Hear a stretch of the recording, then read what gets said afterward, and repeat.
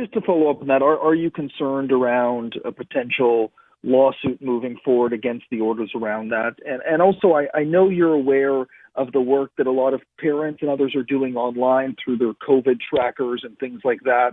Why are the number of exposures much higher on something like a COVID tracker than what the province is reporting? Is there a gap there in terms of the cases that we're seeing at schools compared to the reality? Yeah, so in terms of the lawsuit, I laughingly say, that part of my job is being subjected to lawsuits, class action lawsuits, and other things. But you know what? We are putting in the measures that we believe are the best that we can do to protect communities, to protect our health, and protect us from transmission of this virus. And there is a balancing that we do with every measure that comes into play.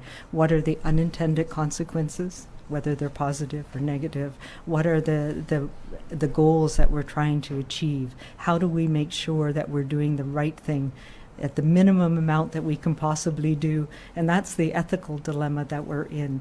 How do you do just the right amount to try and keep this virus from spreading rapidly and causing so much suffering? And there's no right answer to this.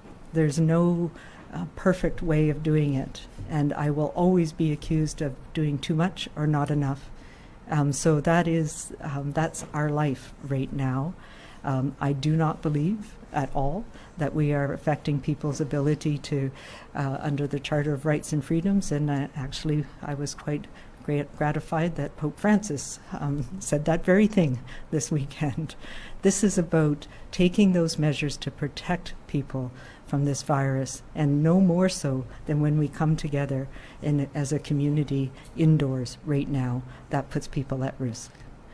In terms of the online COVID trackers, I know that those are I have not actually seen any of them, but I can tell you that we are very diligent about posting exposures. There have been challenges, as you know, and yes, there is a social media network where people exchange information that we may not be aware of, so that can be out there ahead of time. It can be out there before notifications are put out there, and also there are exposure events that may happen in school-age people that may not be related to schools. So there are many different reasons why those could be different, but I know that the public health teams are working very diligently with each school to do the best that we can and to learn from every exposure event that happens.